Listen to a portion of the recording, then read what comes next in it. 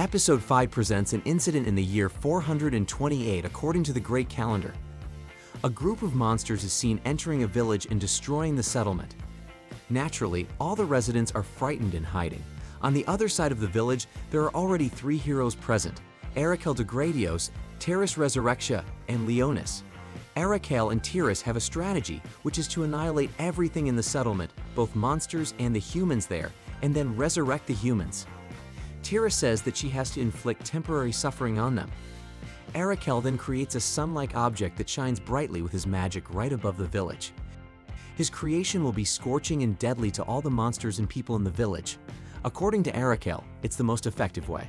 The monsters and the residents start feeling the heat because of the magic. Leonis, very bravely, then slices Arakel's artificial sun with his sword. He says he can't bear to kill them and bring them back to life. After telling this to Arakel, Leonis leaps towards the monsters and starts defeating them one by one. Finally, he manages to defeat all the monsters there. Leonis receives cheers and praises from the residents. Seeing all of this, Arakel then says that the holy sword hero, Leonis, will face a tragic fate due to the power he possesses.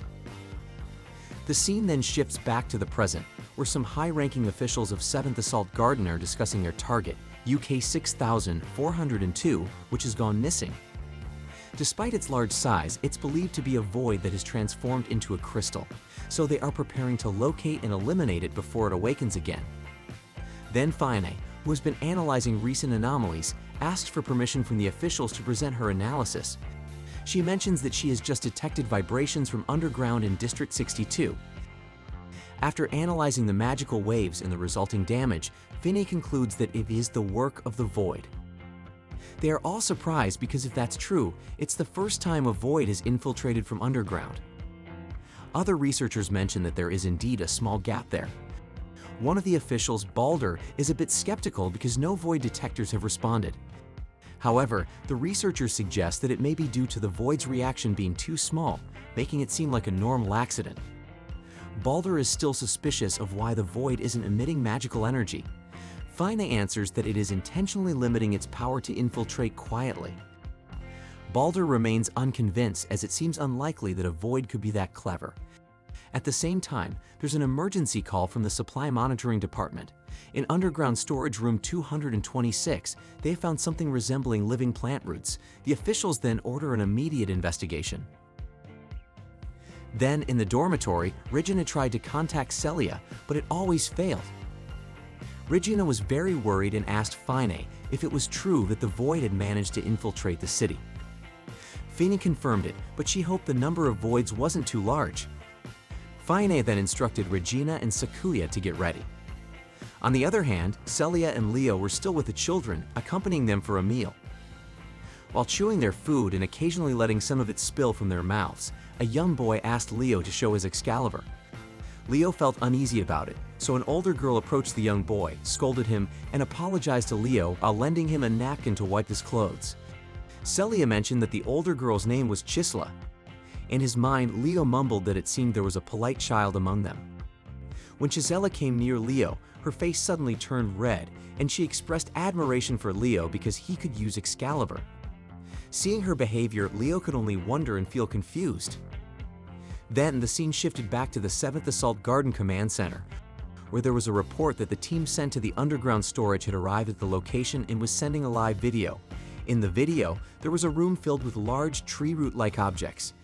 After a short while, these tree roots seemed to become active and attack the team in the underground storage. They were puzzled about why the Void was attacking through the underground route. Balder also added that the anti-air defense there was very strong, so why was it so weak underground? Someone in the office also tried to contact the commander in the Imperial capital, but the connection couldn't be established due to communication disruptions in the city. The connection with the rescue team in the underground storage was re-established, and they reported that the Void had escaped, and the Void's reaction had disappeared. They were also confused about what kind of monster they were facing since the Void should continue to attack. Researchers and analysts were left wondering whether this monster was deliberately conserving its power and always targeting the energy supply lines. Fine then added her analysis, explaining that if you observe the movement from its place of discovery, the downstream of the energy conduit leads to the magic furnace, so it's likely the monster is heading towards the magic furnace.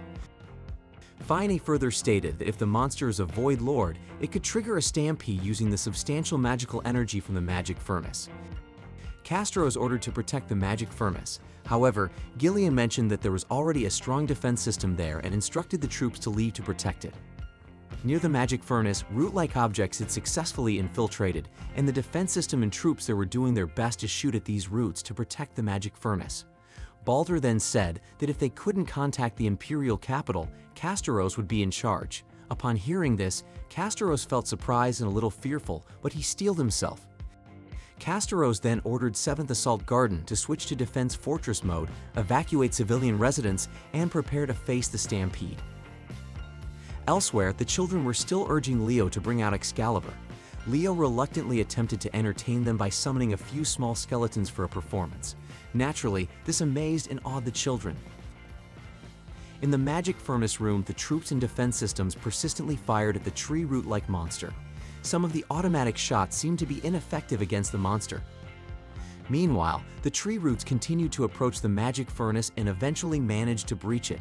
This triggered danger alarms, and the supply of electricity to homes was disrupted. Celia went outside to check the situation, and she saw the control center switching to Defense Fortress mode. From the sky, thousands of insect-shaped voids could be seen flying towards the city. Yes, a stampede was happening there, a large-scale void onslaught. All defense systems were activated to counter the void onslaught. Balder mentioned that assistance from the imperial capital would arrive in 3 days. De Grasse calmed the situation by saying that the Excalibur-wielding students trained at the academy wouldn't easily succumb within 3 days, and they could certainly hold out. Regina, Fina, and Sakuya were already outside and ready to battle the voids. Some voids had been defeated by the security system, but their numbers were still too great.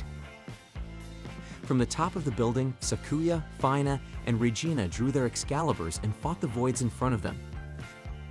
Leo, witnessing all the chaos, began to realize that the enemies of humanity were quite formidable. Celia ran back into the room to save the children and take them to safety.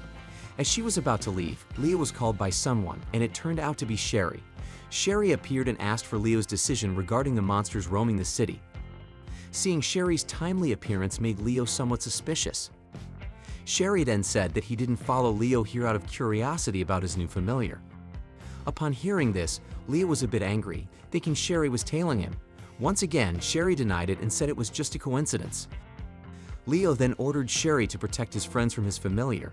Hearing this, Sherry protested a little because he actually wanted to protect Leo alone. With a hint of a threat, Leo reiterated his command, and Sherry reluctantly agreed, disappearing into the shadows. Celia prepared to take the children to the bunker, but the situation outside was already very dangerous. Celia decided to keep them inside the house, and she and Leo tried to confront the voids in the vicinity. Celia promptly activated her Excalibur, and in his heart, Leo mentioned that Celia hadn't yet reached her full potential as the Vampire Queen. Leo, too, prepared to face the voids and wielded his magic staff. Celia had already taken down several voids, and Leo incinerated them with his magic. For Leo, this stirred memories of his past. Elsewhere, Regina and Sakuya had also managed to defeat several voids. However, not long after, from a distance, a very large void appeared, and Finne stated that it was a Hydra type. The void looked incredibly strong and challenging to defeat. There was also a gigantic dragon-shaped void.